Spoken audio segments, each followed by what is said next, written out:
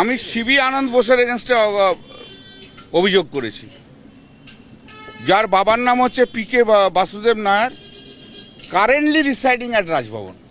অভিযোগগুলো হচ্ছে intentionally, wilfully, deliberately, purposefully কতগুলো স্টেটমেন্ট করেছেন to excite rebellion and subversive activities. মানুষকে এক্সাইট করছো তুমি, সরকারের বিরুদ্ধে তুমি ডাকছো, তাদের বিরুদ্ধে, সরকারের বিরুদ্ধে লড়ে যাও।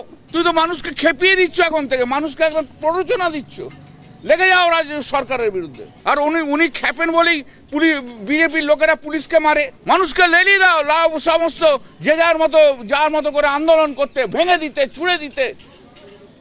আজকে সময় পরিস্থিতি চেঞ্জ হয়েছে, আইনও পরিবর্তন হচ্ছে, দেখা যাক না, আছে তো সুপ্রিম কোর্ট পর্যন্ত। আমি হচ্ছে 4 বারের সাংসদ, মানুষের নির্বাচিত সাংসদ, আর উনি অমিত শাহর পা ধরে উনি রাজ্যপাল। তফাৎ হচ্ছে এই, ওনার কোনো অ্যাকাউন্টেবিলিটি নেই কোথাও, আমার অ্যাকাউন্টেবিলিটি রয়েছে। এই সংঘাত কি চলবে? উনি চালালে চলবে, অসুবিধার কি আছে? উনি কি একাই খেলতে পারেন? খেলা হবে, জব্বর খেলা হবে।